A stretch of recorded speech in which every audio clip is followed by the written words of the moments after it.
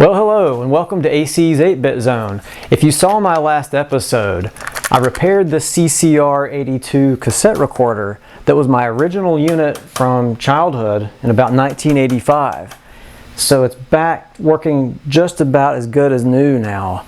But I had an awful time loading or C-loading a program off of any cassette because the volume control setting was just so finicky.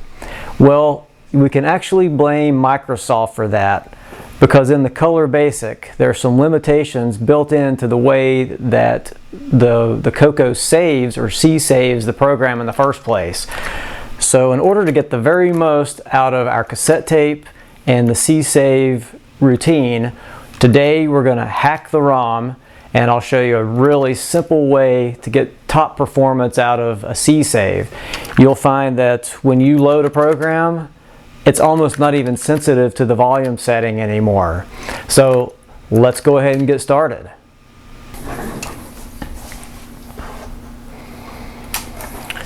Okay, so first of all, let's C-load a program. And I have the volume setting on 5 right now. We're monitoring the speaker, or we're monitoring the loading through the speaker, and we very rapidly get the first I/O error. Let's try that again.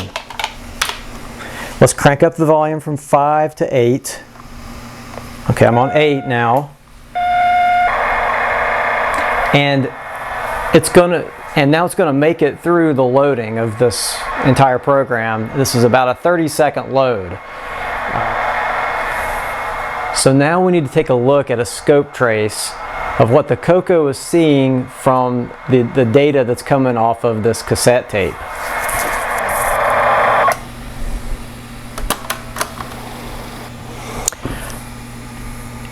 Okay, and here's what's going on.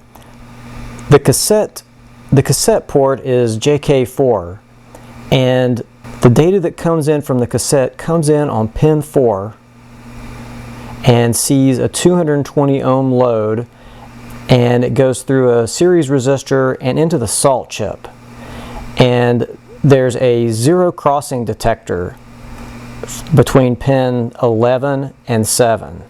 So the analog signal that comes off of the cassette tape comes into pin 11, and the zero crossing detector cleans that signal up and produces a TTL 5 volt signal output on pin 7. This is the zero crossing line here. If we follow this across, it's going over to the PIA chip. It's the second line down here. It's just a straight shot into PIA chip, pin PA0 on pin number 2.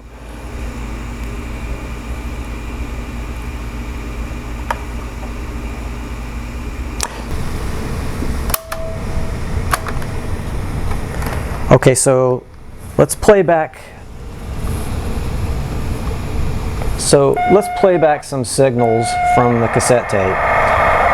Okay, so we can see that the signal is ranging about 5 volts peak to peak.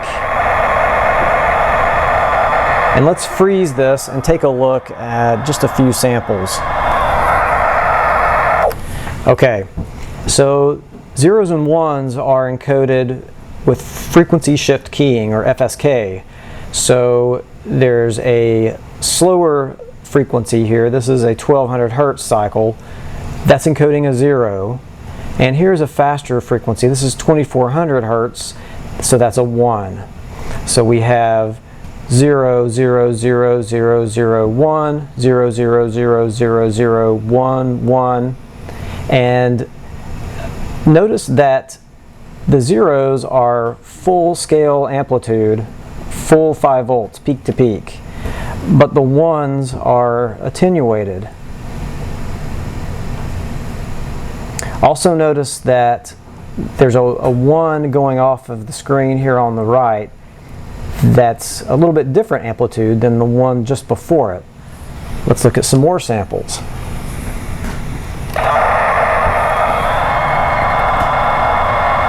There's a good one. Okay, look at this. Here we have a 0 followed by 4 ones and then another 0. So the 1 values are sort of gaining in amplitude as they go here. And finally, if we had enough 1s in a row, it would finally reach sort of a more balanced, a balanced or a DC balance. So also notice we have some clipping on the lows and the highs. This should have been sinusoidal if this was coming cleanly off the cassette and if it was stored correctly onto the cassette tape in the first place. We should have clean sine waves. So where is this coming from? Well, we have to go all the way back to how this was saved or CSAVed onto the tape. So let's take a look at that next. Okay, so we're going to do a CSAVE.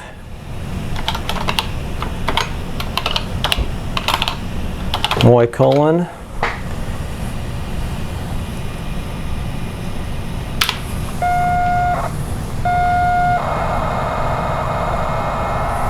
Okay.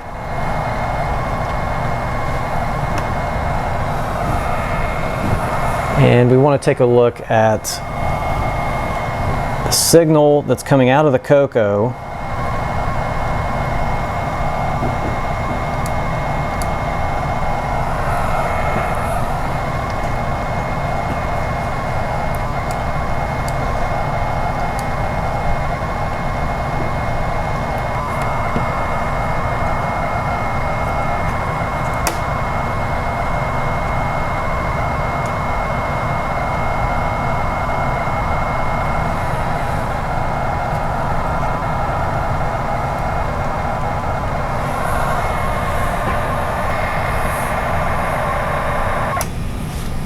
Okay, good. So here is some example data that came out of the Coco. Where does this come from? Let's take a look at the schematic, and it's really quite simple. So it's on the cassette port, it's pin 5. If we follow pin 5 on around, it comes over here. It's coming from the DAC. Okay, if we chase that over here, here's the cassette out line that comes out of pin 17 of the DAC. Okay, a better picture of the DAC is shown here in the Color Computer Service Manual. Okay, so here's the DAC. The cassette output, pin 17, is right here. It's coming out of a buffer. The output of the DAC is simply buffered and directed straight out to the cassette port. Now over in the cassette, there's a resistor divider and an RC filter to clean up the signal, but it's basically a straight shot into the record head and onto the cassette tape. So let's look at the waveform. Okay, here we see we have the unbalanced amplitudes right from the start, and it's coming right out of the Coco this way. We can tell here that the intention is to have some cycles of 1200 hertz here, one cycle at 2400, 1200, 24, so and so on. So we had a 0, 0, 0, 0, 1, 0, 1, 1, 1, and so on. But zooming in a little bit, let's take a look at how the DAC is creating one bit. Let's look at this one right here in the center. This was the end of a 1200 hertz cycle right about here, and somewhere in here we changed to a 2400 hertz cycle, and immediately, you know, aside from the imbalanced peak-to-peak comparison of this cycle to one of these cycles, aside from that, just the whole rising with the stair steps versus the falling edge, None of this looks very sinusoidal. We have clipping at the top.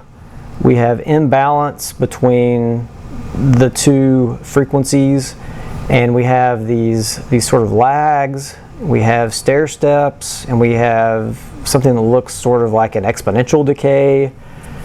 It really just looks like a mess. So we know that the DAC is a 6-bit DAC, and it should have 64 potential steps between 0 and 5 volts.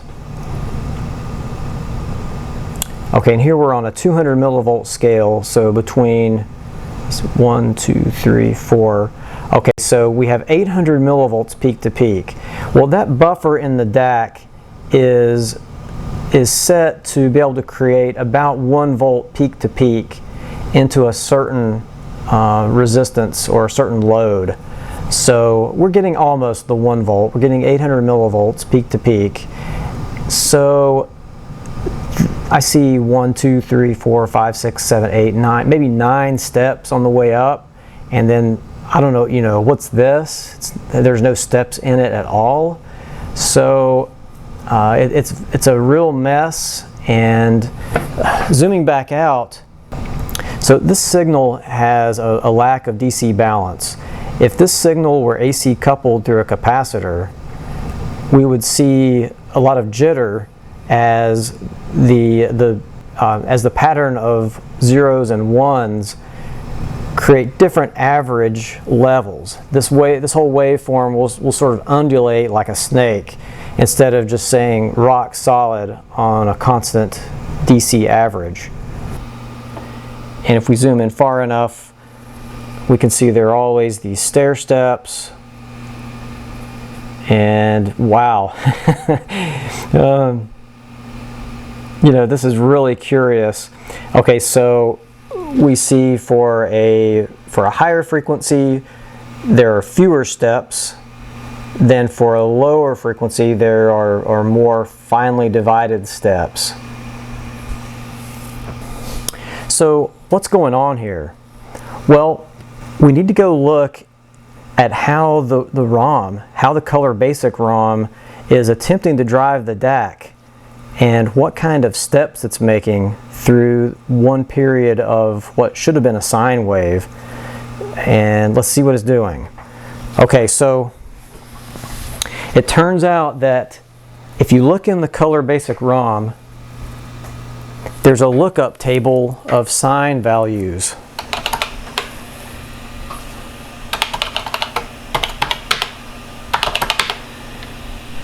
Okay, and I have a program here that will display that table. Display table, list. Okay, so the table is at address 43100 decimal. In hex, that is A85C. And in decimal, it's 43,100. And there's 36 values in the table. So let's print those values. Okay, so here are the 36 values peaked right out of the ROM. And let's get a visual to get a visual of that. I have another little program.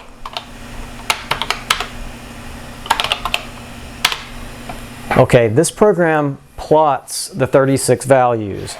So the vertical axis is scaled to 64 steps.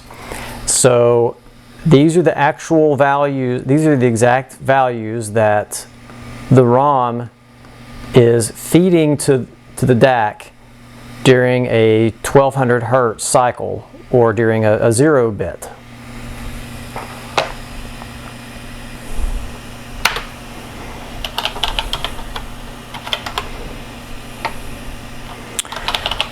Okay, and I set this program up so that we can change the mode to mode 0, and in mode 0 it's going to, instead of just printing the samples, it's going to interpolate between the samples. So let's run that. Okay, so here what it's doing is it's showing us the discrete steps, and that when a new value is loaded into the DAC, there'll be a step, and then the next value has another step, and the next value has another step, and so on. And the steps aren't too big, but you can see that there is a natural staircase in the waveform. So this table is running in a loop, and it's timed so that there's just enough time to fetch the next value from the table and drive it to the DAC, and it's not able to make fast enough updates to make 64 steps. So the values are jumping several counts at a time. Okay, let's look at those values again. Okay, so it's making fairly large steps. It's not counting by ones. It's making larger jumps, and then when we reach closer to the top of the sine wave, it's rounding off here. So this is sort of flat top here, and then back down. Oh, and the DAC values are the upper 6 bits of these bytes. So the bottom bits, 0 and 1, don't have any impact on the DAC value. It's just the uppermost bits of this byte. So we see this making large steps, and when we plot it, we do see that in swinging from 0 into the DAC all the way up to 63, it's not making all of the 64 possible steps, just because there's not enough time in that loop to make fine-grained steps of 1 per update. Okay, now let's plot 3 points. Okay, so now we're going to plot a 0 bit, followed by a 1 bit, followed by another 0 bit.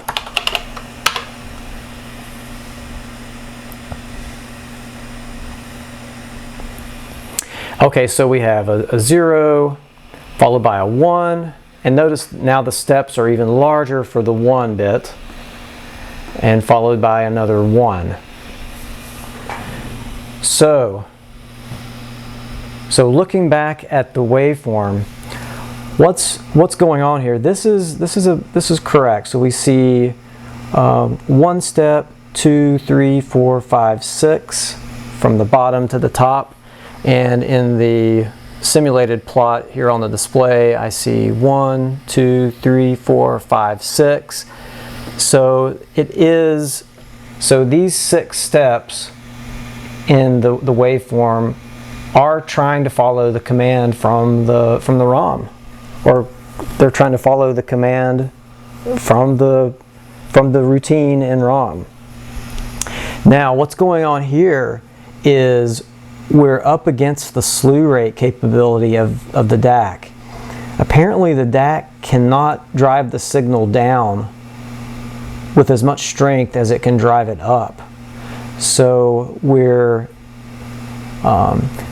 suffering from distortion here. So we have stepped behavior on the way up, we have distortion coming down, and we don't have enough time to reach the bottom. The bottom would have been right about here, judging by where the zero cycle made it all the way down to there. Because it's a slower waveform, the DAC has more time to drive the signal down. So we're up against the slew rate limit of the DAC. All right, now let's move into the hack to the ROM. What we're going to do to improve this is we're simply going to decrease the gain. If we decrease the gain and make a smaller signal, the DAC should have a lot more capability to drive full scale peak to peak.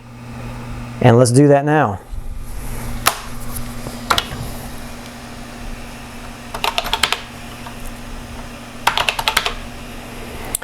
to set up for this hack, we're going to run the old ROM to RAM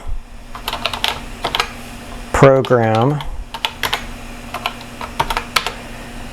So we're going to execute out of RAM. Okay, so what this program will do, it will load a small machine language program at 20,000, and if we execute that program, it just copied the ROM into RAM. So now we're running in 64K RAM mode, and now we can make changes and we can hack the ROM. We can hack the table in ROM for the CSAVE routine.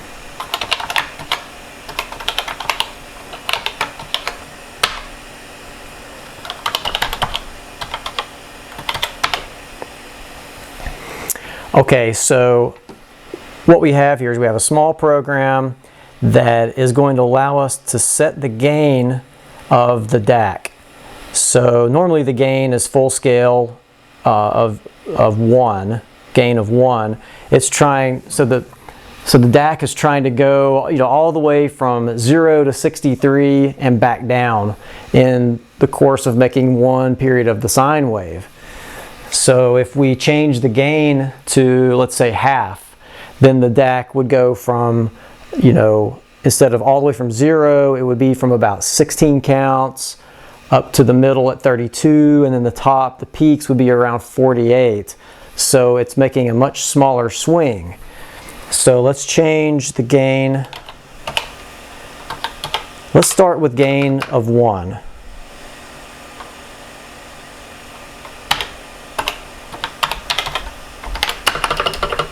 And let's start with phase of 0 and run this program. So what it does is it calculates the sine values for the given gain and phase. So, and it pokes them into the ROM table in the CSAVE routine. So we've actually hacked the ROM at this point. And let's take a look at what these values look like if we graph them.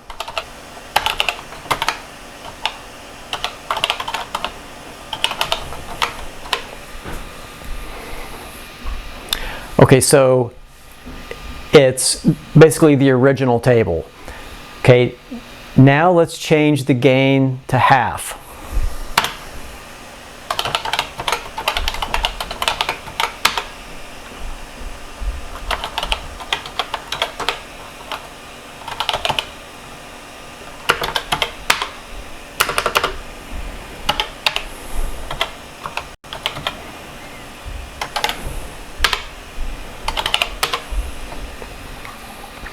Okay, notice the peak values have been reduced from 250 down to 194, and again only the upper 6 bits matter. So if we threw away the bottom 2 bits, this would be somewhere around a 48 instead of a 64 kind of a value.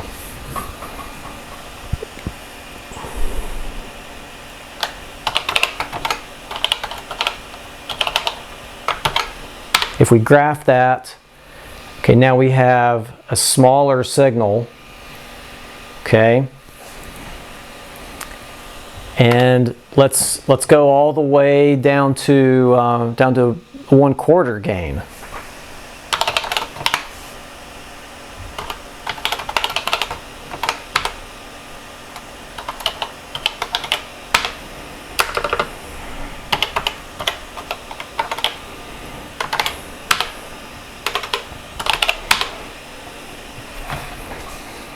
Okay, this is for 1/4 gain.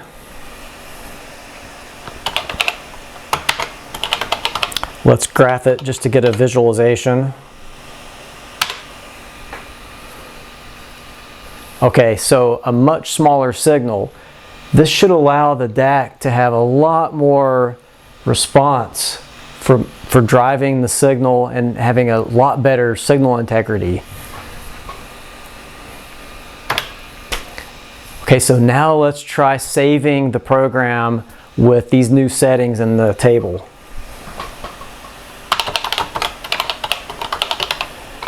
So I'm going to load the program from disk.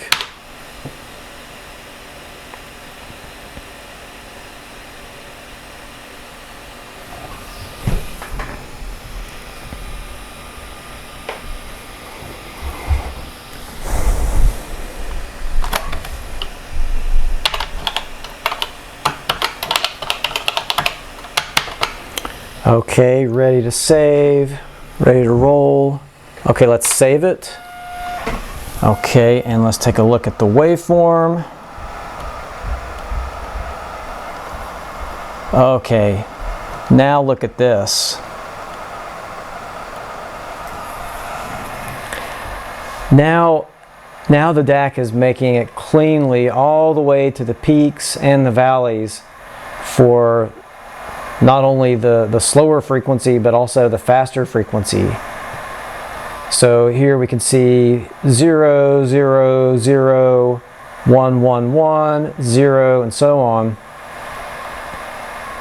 Let's let that save to the tape, and then we'll take a look at what will the waveform look like when we C-load it from the tape.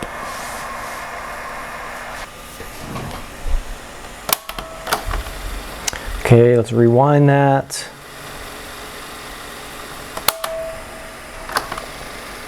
Okay, so here's the old save.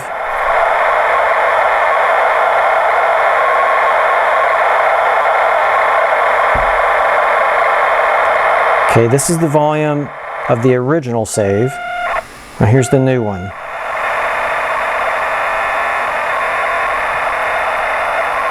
Okay, it seems to be maybe half as loud to me. It's nowhere near as loud as the first one. Okay, let's look at the waveform on the scope.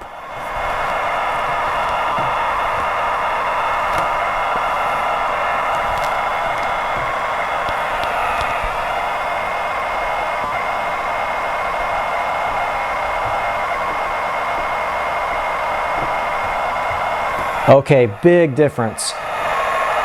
We see that there's a lot more DC balance. You know, the signal's not jumping up and down like a snake nearly as much as it was before.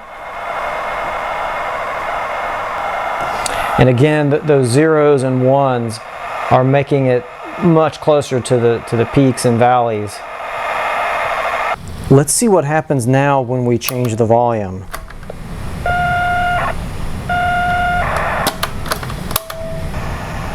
Okay, so that's about 800 millivolts. I'm going to go down to 3. I can't even hear this anymore. I don't know if you can hear that on the microphone. You just can't even hear it now. Look at this on the scope. Turn up the gain here on the scope. We have less than 100 millivolts peak to peak. Okay, we did get an I/O error. But that is just tremendous performance compared to before where I needed to be on a volume of 8. Okay, so let's see if I can get a clean load, dropping the volume all the way from 8 down to 4. Okay, so now I have the volume on 4. Let's position this tape at the beginning.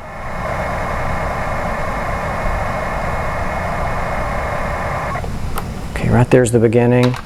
Let's do a load. Okay. Okay, the waveform is back to, it's about 600 or 800 millivolts peak to peak.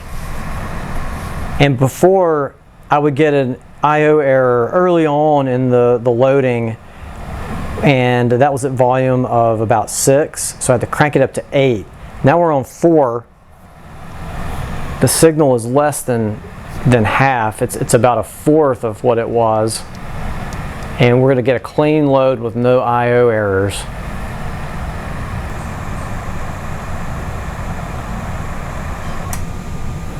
There we go. Okay, and one more demonstration.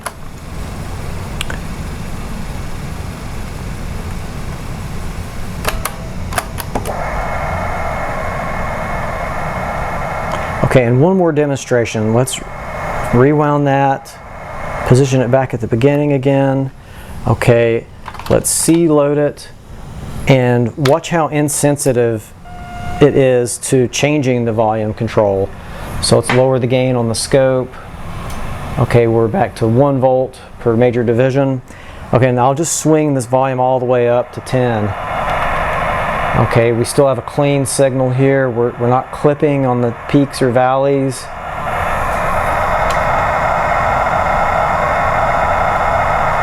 The signal's fairly clean. At least the ones and zeros are more balanced in amplitude. Just let that run. And I can just swing this volume all the way down to a 4. I can swing back up, back down. There's 3.5. Seems like around 3 I can get the occasional error, so I'll stay away from 3. There's 3.5, back up to 10. It's just not nearly as sensitive.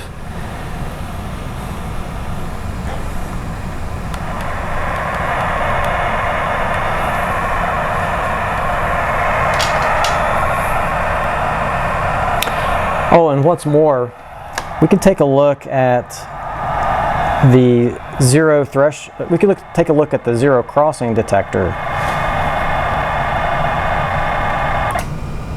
There we go. Now let's look at the zero crossing detector. Okay, let's run that. Okay, look at this.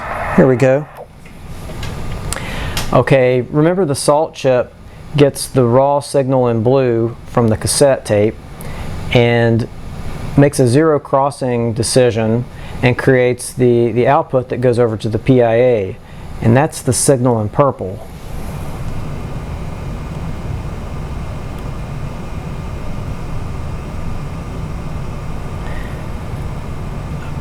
Okay, so the reason this works so much better is when we have a good DC balance of the FSK signal, the zero crossings are much more accurate.